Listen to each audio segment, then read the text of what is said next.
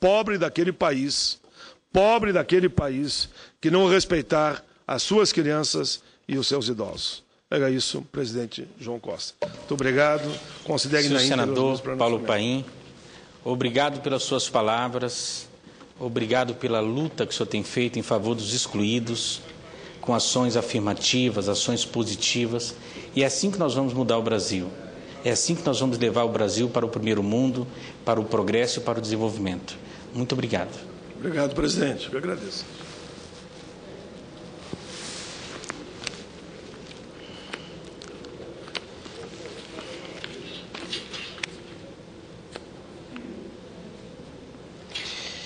Senhores senadores, senhoras senadoras, senhores e senhoras presentes e aqueles que acompanham esta sessão pela rádio e pela TV Senado.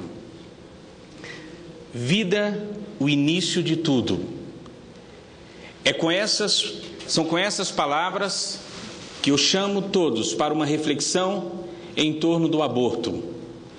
O aborto é a interrupção da gravidez com a morte do nascituro, assim considerado o ser humano que está por nascer e que aguarda seu nascimento no ventre materno. Essa interrupção pode ser feita de forma espontânea ou induzida, por meio do uso de medicamentos ou da realização de cirurgias. Atualmente tramita no Senado Federal o projeto de lei número 236 de 2012, conhecido como anteprojeto do futuro Código Penal, que nos artigos 125 a 127 cria 4 formas de criminalização do aborto e no artigo 128, 7 formas de exclusão desse crime.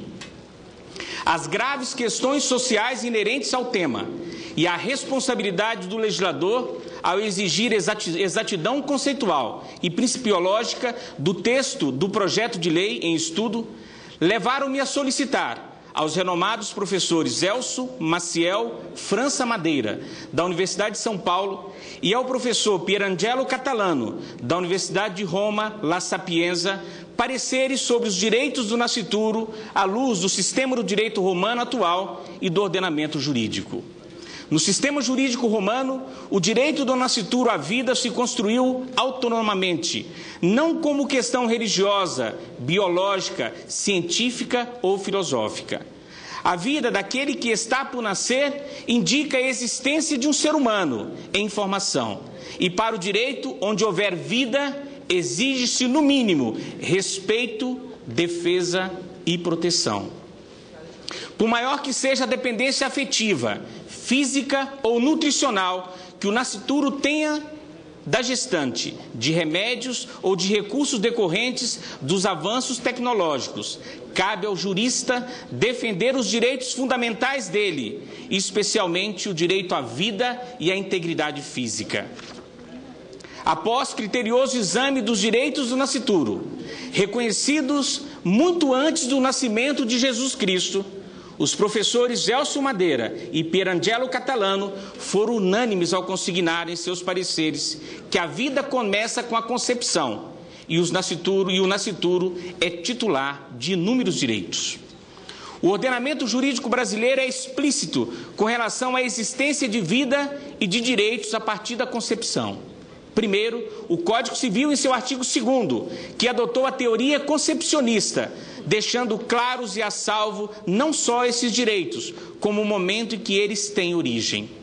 Segundo, a Constituição Federal, no artigo 5º, inciso 38, alínea D, que incluiu o aborto entre os crimes dolosos contra a vida.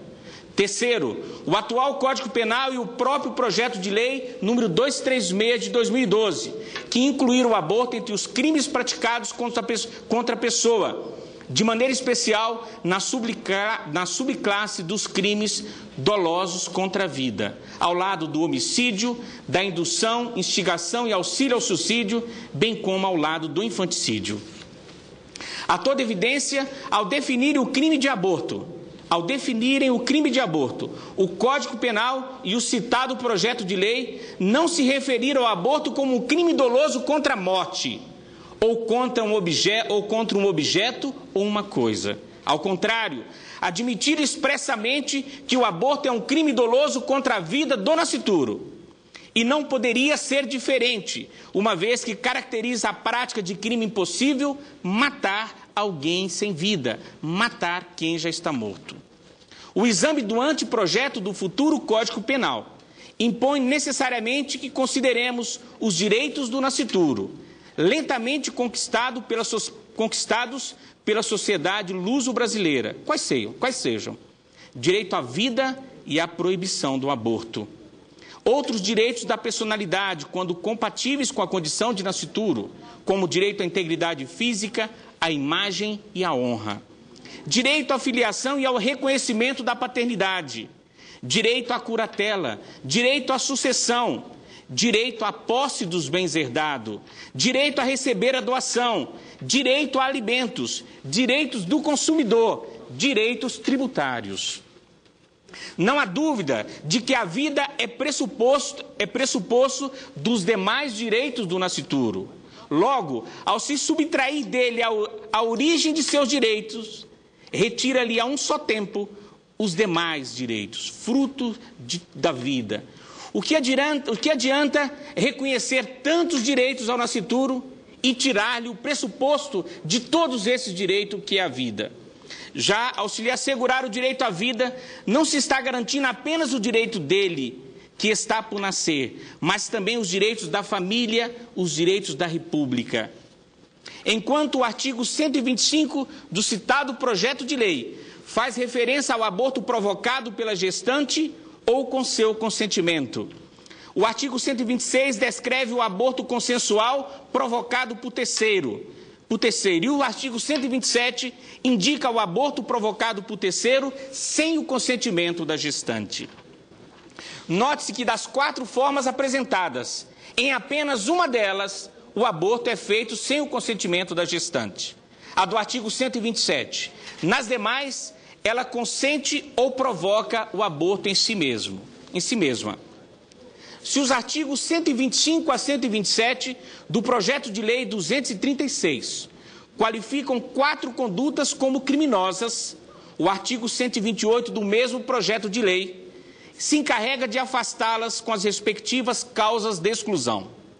Com reconhecimento e aplicação de uma das formas que exclui o aborto, a conduta antes considerada criminosa ou abortiva deixa de ser considerada crime.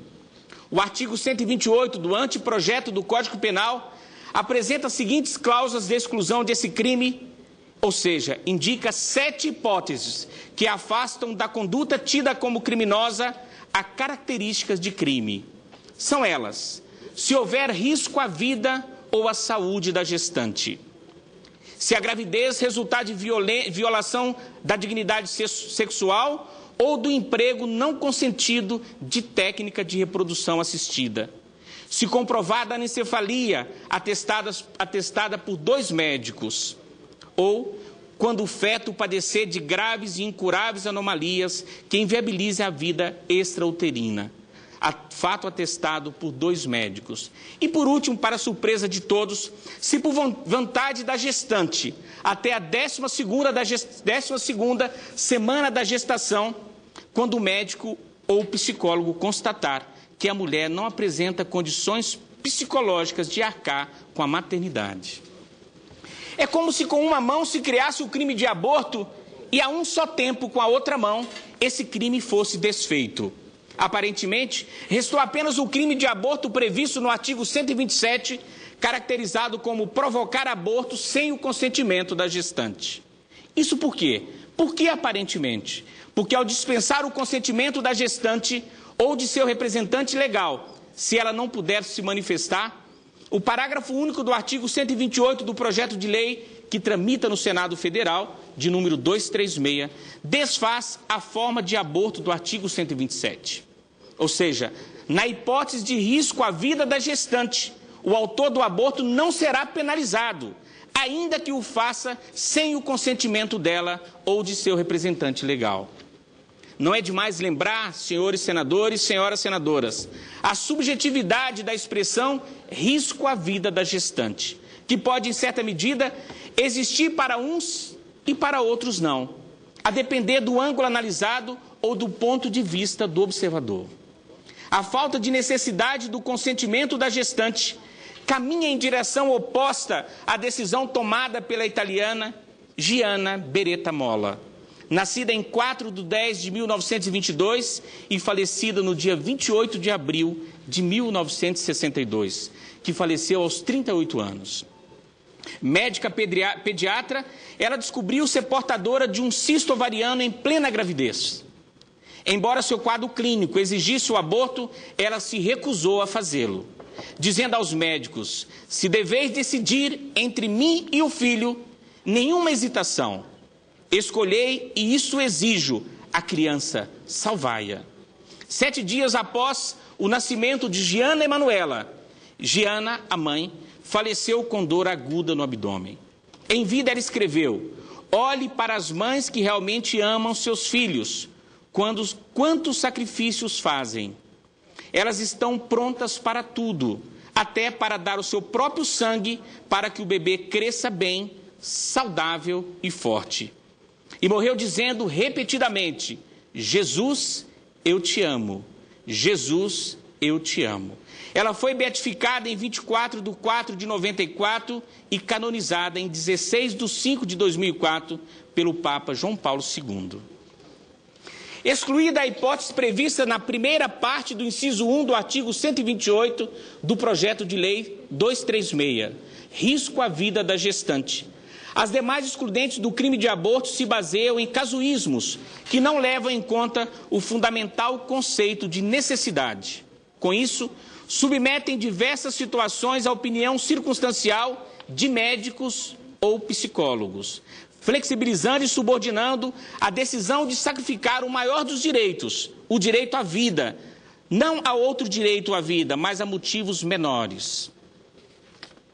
De acordo com o atual Código Penal e com o projeto de lei número 236, em regra, todos os crimes, exceto o aborto, se submetem às mesmas formas de exclusão do fato criminoso, também chamadas excludentes de ilicitude, excludentes de antijuridicidade, previstas nos artigos 23 e 28, respectivamente, do Código Penal e do anteprojeto. A conduta deixa de ser ilícita ou criminosa quando o crime é praticado de acordo com esses dispositivos, no estrito cumprimento do dever legal, no exercício regular do direito, em estado de necessidade, em legítima defesa. A pergunta que se faz, então, senhores senadores, senhoras senadoras, é a seguinte: por que somente o aborto não se submete às excludentes de ilicitude indicadas no artigo 23 do atual Código Penal e no artigo 28 do projeto de lei número 236? Por que alguém que mata outrem fora do útero materno, criança ou adulto, não importa, de maneira hedionda, ignóbil e mesquinha, se submete a tais excludentes, e o autor ou autora do crime de aborto se submete às excludentes especiais do artigo 128 do atual Código Penal, as quais estão sendo ampliadas pelo artigo 128 do projeto de lei 236. Por que um peso e duas medidas? Essa é a minha pergunta. A resposta é singela. Se os autores do crime de aborto se submetessem apenas às excludentes do artigo 23 do Código Penal e do artigo 28 do projeto de lei 236, somente o estado de necessidade excluiria a ilicitude do crime de aborto. Assim, só na hipótese de risco à vida da gestante, o direito excluiria o crime. Nas demais, não. Por isso é que, nesse caso, a excludente é chamada de aborto necessário, uma vez que é realizado em decorrência do estado de necessidade. As outras excludentes de ilicitude, estrito cumprimento do dever legal, exercício regular de direito e legítima defesa, são incompatíveis com o crime de aborto.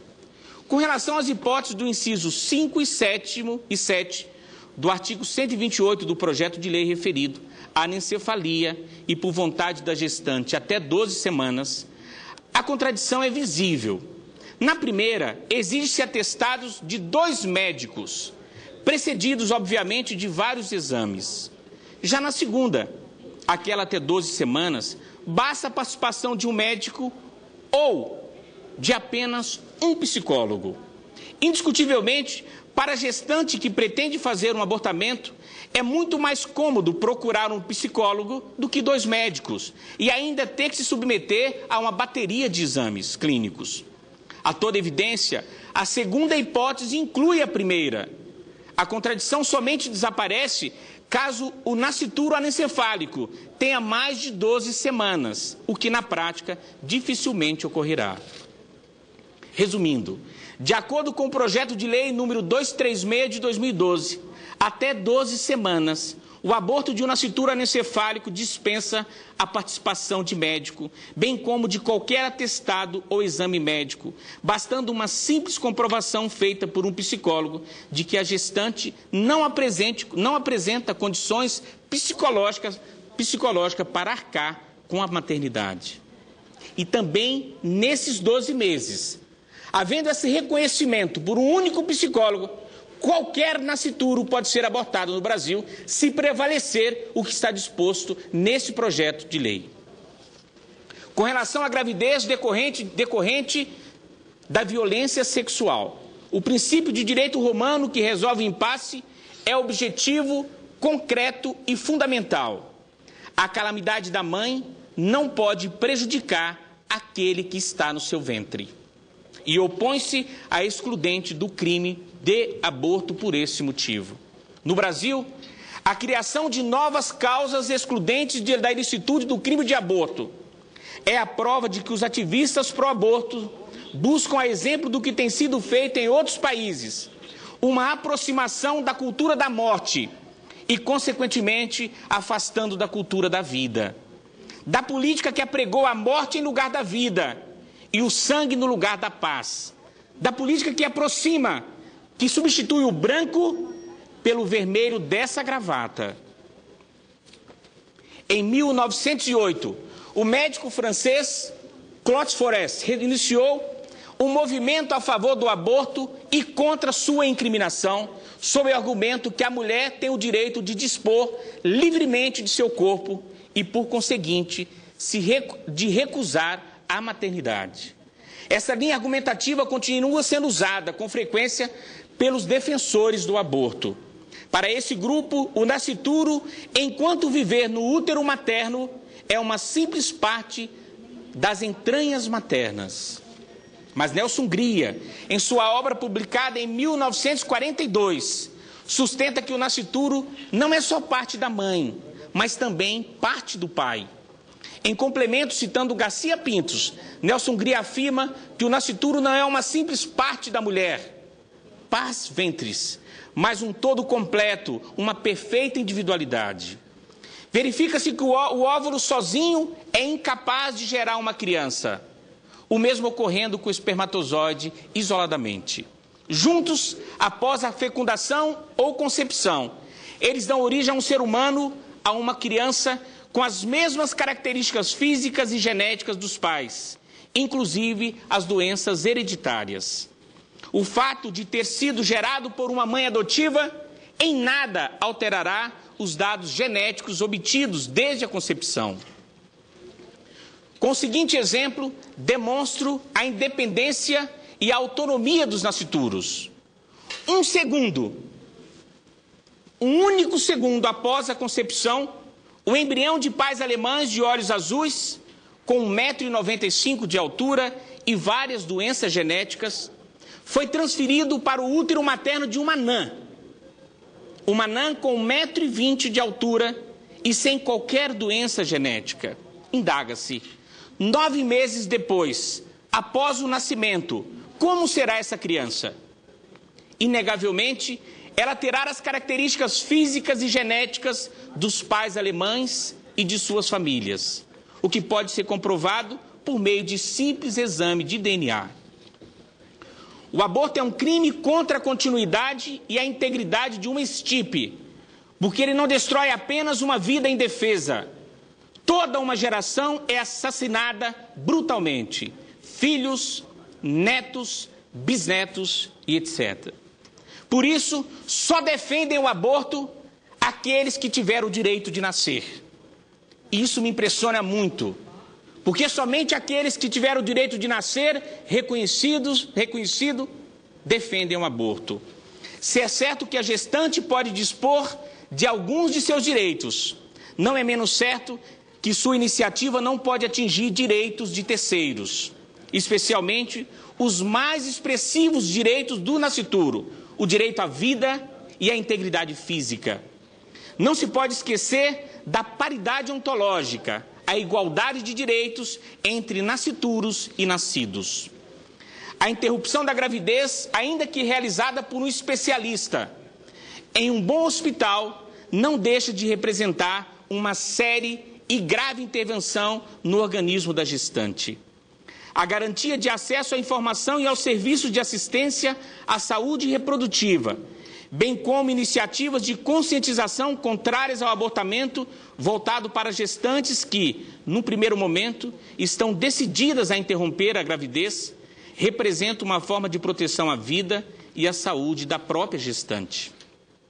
Em inúmeros casos, senhores senadores, senhoras senadoras, a criação de alternativas e opções pelos governos para abrigar, proteger as crianças após o nascimento e assegurar o sigilo da gravidez pode defender a vida e evitar a morte, riscos, consequências e complicações causadas por abortamentos realizados em condições precárias de higiene por pessoas não qualificadas e com emprego de métodos perigosos. Com essas ponderações, ingressei hoje com um projeto de lei, onde busco regulamentar a adoção do nascituro. A gestante que quiser doar o seu filho antes do nascimento poderá fazê-lo. Se ela tem receio de que que o nascituro, agora a criança já nascida, vai sofrer pela falta de dinheiro, pela falta de uma boa condição de vida, ela pode dar esse nascituro à adoção. Possibilitar a adoção dessa criança que não nasceu, mas que já tem vida, que já tem organismo, que já tem corpo. As considerações apresentadas nessa oportunidade apenas anunciam um ponto de vista contrário ao aborto, o qual encontra nos pareceres dos professores Elcio Madeira e Pierangelo Catalano, uma expressão tanto mais pura quanto mais real do direito que o embasa, a defesa da vida. Considerando o meu tempo, a exiguidade do tempo e o transcurso desse tempo, e o número de oradores inscritos, e o senador Delcídio Amaral, Rodrigo Hollenberg, estão inscritos para falar em seguida, defiro que as peças deste pronunciamento sejam dadas como lidas. Muito obrigado pela atenção e gentileza. Boa tarde a todos.